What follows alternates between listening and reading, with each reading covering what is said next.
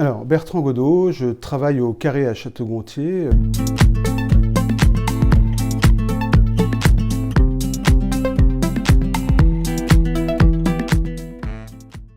Et donc j'assume la programmation et la direction artistique de Gontier-Rama pour la 4e édition. Voilà, l'idée de Gontier-Rama, c'est un peu une contraction de Château-Gontier et de diaporama, paysage. Enfin, c'était un peu cette idée d'avoir comme ça une espèce de vision sur la ville et sur le territoire. Ça s'est fait un peu de façon naturelle avec les acteurs locaux de la culture, du patrimoine, du tourisme, médiathèque, musée.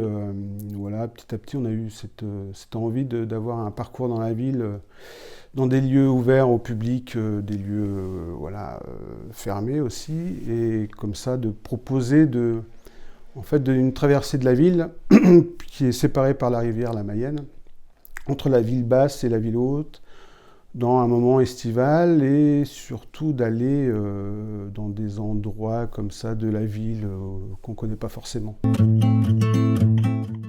On a eu Elsa Tomkoviak qui était en résidence pendant 1 an à l'hôpital du Haut-Anjou, à Château-Gontier. Donc on a pu développer tout un tas de partenariats, mais également aussi avec Metallic Valley, qui est une école de formation dans le métier du métal. Et pour la production d'œuvres, comme ça. Donc voilà, il y a une espèce de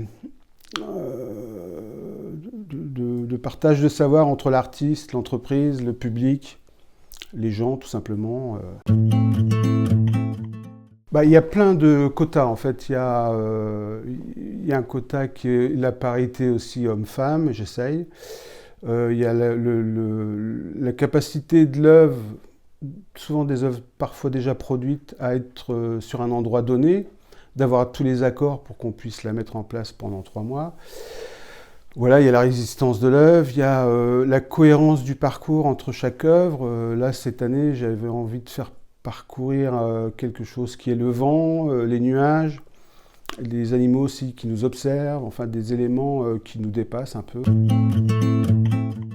Enfin, l'idée de Gontier-Rama, c'est aussi de montrer de la création contemporaine et aussi d'attirer un peu les gens en Mayenne et en Sud-Mayenne. Parce que c'est vrai que d'un côté, il y a les bords de Loire, et de l'autre côté, il y a la Bretagne, et il y a beaucoup d'éléments très forts au niveau touristique, et donc c'est important en Mayenne de montrer un peu ses dents, entre guillemets, enfin montrer qu'il y a des choses à voir l'été à Château-Gontier et en Mayenne plus particulièrement. Je dirais les points agréables, en tout cas, quand on découvre, c'est très coloré. L'édition de cette année est très colorée. Alors dans un contexte un peu comme on le sait, en fait c'est très agréable et très surprenant, surtout quand ça prend une réalité physique. Dans le travail de Clémence Van Lunen, d'Elsa Tomkoviak ou de Anne Brégeot, voilà, où on nous accueille avec des fleurs, etc. Il y a un truc très... le pouvoir de la couleur, tout simplement.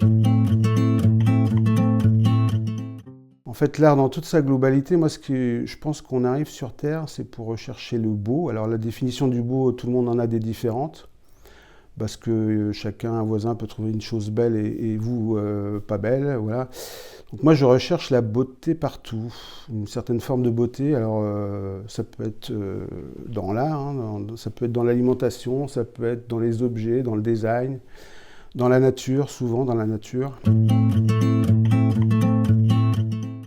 Alors, une œuvre importante, c'était quand j'étais étudiant aux Beaux-Arts, entre autres, parce qu'il y en a des artistes et des œuvres. C'est une œuvre de Bruce Nauman, qui est un moulage en cire d'une partie de corps entre la bouche et jusqu'à la main. Et je trouve ça intéressant parce que c'est effectivement entre la parole et le geste. Le geste et la parole, en fait, ne pas dissocier la parole de la main et de l'acte de la prise de parole, en fait. Et que, voilà, c'est ce qui a fondé l'humanité, c'est l'outil, c'est le travail, voilà, et je pense que parfois, il faut redonner de la place à cette chose entre le cerveau et la main. Alors mon dernier kiff, écoutez, c'était la découverte du voyage à Nantes le week-end dernier sur la thématique de l'arbre. et la façon dont les artistes ont abordé ce sujet, voilà, qui est important. Donc voilà, j'ai passé un très bon moment à découvrir plein d'œuvres d'artistes que je ne connaissais pas et d'autres qu'on a exposées ici, dont Sébastien Gouju par exemple à Gontirama il y a 2 ans.